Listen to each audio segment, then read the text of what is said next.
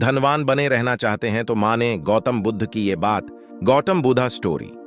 भगवान बुद्ध एक दिन वन से गुजर रहे थे। रास्ते में एक व्यक्ति जमीन खोद रहा था। बुद्ध विश्राम के लिए वृक्ष के नीचे बैठ गए। उस व्यक्ति को खोदते खोदते एक कलश मिला। कलश में हीरे जवाहरात भरे हुए थे। उसने सोचा, आज मेरा भाग्य जाग उठा है। उसने कलश बुद्ध के चरणों में रखा तथा कहा, आपके आशीर्वाद से ही मुझे यह अकूत दौलत प्राप्त हुई है। मैं इसमें से कुछ रत्न आपको भेंट करना चाहता हूं।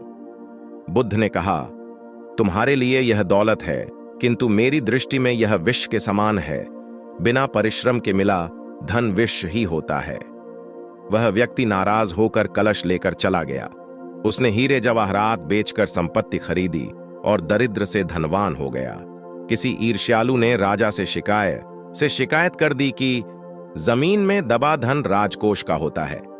अमुक व्यक्ति ने उसे निजी काम में लाकर नियम का उल्लंघन किया है। राजा ने उस व्यक्ति को पकड़वाकर बुलवाया और कलश जमा कराने को कहा तो उसने सच्ची बात बता दी कि मैंने हीरे जवाहरात बेचकर संपत्ति खरीद ली है। राजा के आदेश से उसे परिवार सहित जेल में डाल दिया गया।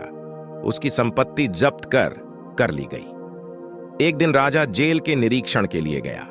उस व्यक्ति से भी मिला। उसने कहा, राजन, मुझे जब वह कलश जमीन से मिला तो बुद्ध वहीं थे।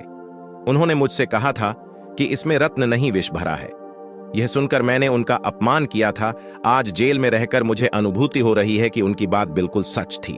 बिना परिश्रम किए मिला विष ही होता है।